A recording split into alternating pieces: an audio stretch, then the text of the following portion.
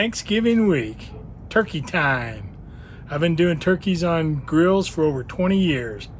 Let's go do one. So the first step in doing a Thanksgiving turkey, or my steps in doing a Thanksgiving turkey, are going to be the brining. And I'm going to be doing 2 turkeys this year. COVID has obviously wreaked havoc on everybody. So I'm doing a turkey obviously for myself, my wife, and my daughter here. And then I'm going to doorbell ditch one to my mom.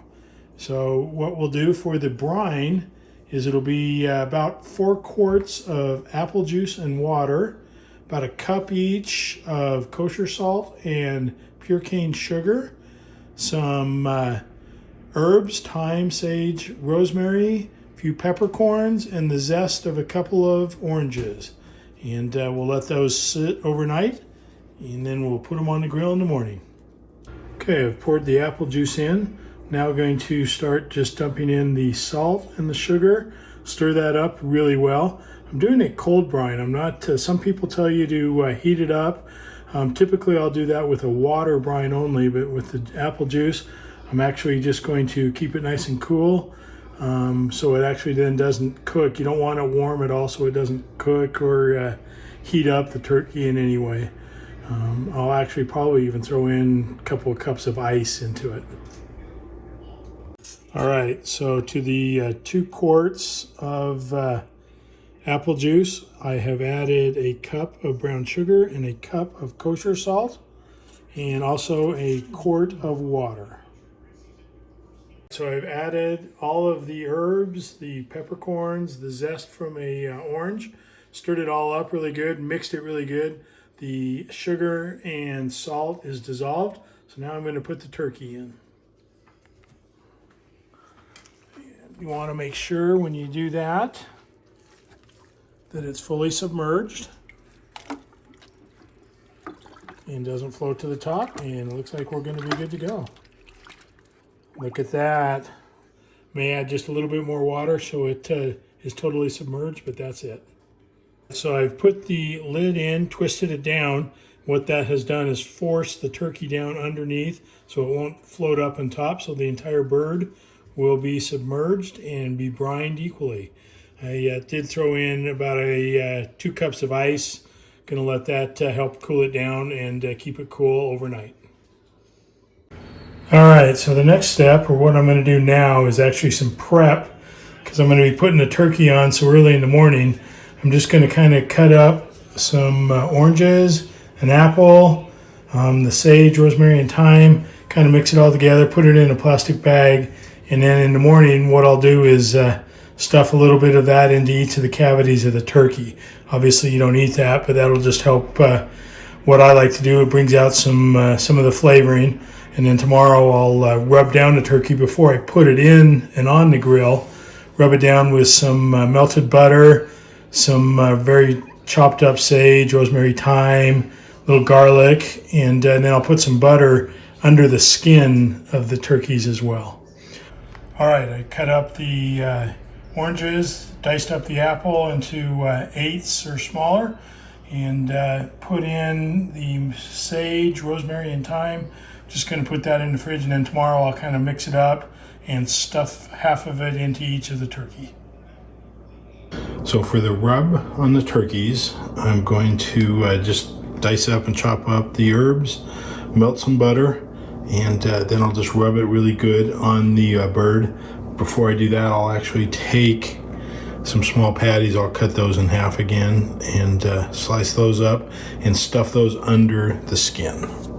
All right, let's start dicing. The butter is melted and the herbs are now all cut up and diced up.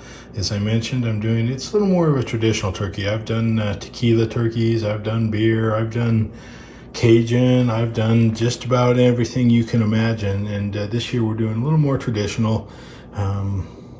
I don't know if it's because of COVID and just wanting to bring a little normalcy back, but here we are. So now what I'll do is just take some of the diced up and cut up herbs, and like I said, all this is for the rub, and we'll mix that in, see how we do. I've got some extra here if I need a little bit more. I don't think I do. We'll mix that up nice and good. Butter's melted. And like I said, all this is for the rub for the turkeys. I think I will make a little bit more of this because I do have 2 turkeys. All right, I'm going to mince up some garlic, add a little salt and pepper to the rub, and then we should be completed with it. Okay, I'll just mince up and chop up the garlic nice and small pieces. All right, we've got it all cut up nice and good. We're just going to toss it into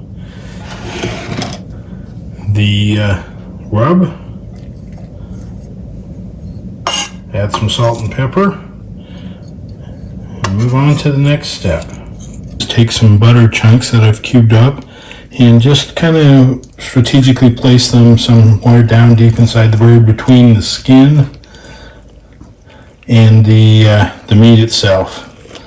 So you can see it's actually not too hard to get in there. I've mixed up the rub really good again. Got it all good and stirred. I'm going to pour a little bit on the bird, rub it down really good, and I'll do the second bird. All right, I'm now going to just stuff a little of the seasonings inside the cavity here. Like I said, we won't eat this at all. This will just help give the bird a little more flavor. So I'll get some orange in there and a little bit of everything.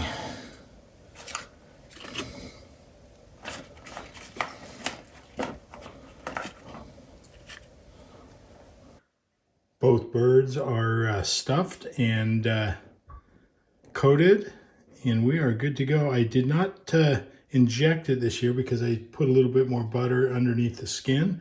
Won't need any more of that. It brined all night. I think it's going to be a very juicy set of turkeys. Got the grill started.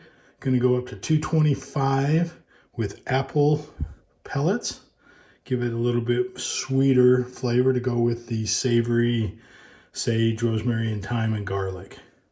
Should take about 10-15 minutes to come to temp, and then we'll put the birds on. And the birds are on. As you can see, I tied the legs together with some butcher string. I didn't, I'm going to tuck the wings in a little bit and keep them in. Got the probes in. The drip pans are literally just some water and some apple juice. I won't be using those drippings for gravy. My family likes a little more traditional gravy, so we'll just be cooking up the birds. All right, in about 2 hours, I'll probably come out and baste it with a little apple juice. 225 apple pellets. Let's get her going. An additional thing I'm doing this year is I'm throwing on my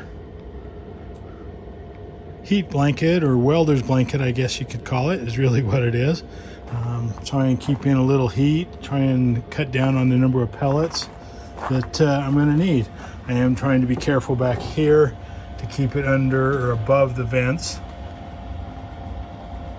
so the smoke still can escape and everything out the back there, and get some good ventilation. The smoke obviously comes in from the bottom, heats it up in there, and the ventilation is really what circulates and does a great job with this Weber EX6. Birds have been on about 2 hours. I'm going to baste them a little bit with the apple juice now. Start doing that about every hour or so. I'm doing them at 225, as I think I mentioned. I'm expecting them to take 5 to 6 hours to cook. They're about 105 degrees internal right now, so they've still got about 50 some degrees to go. So like I said, I'm just going to baste everything good here.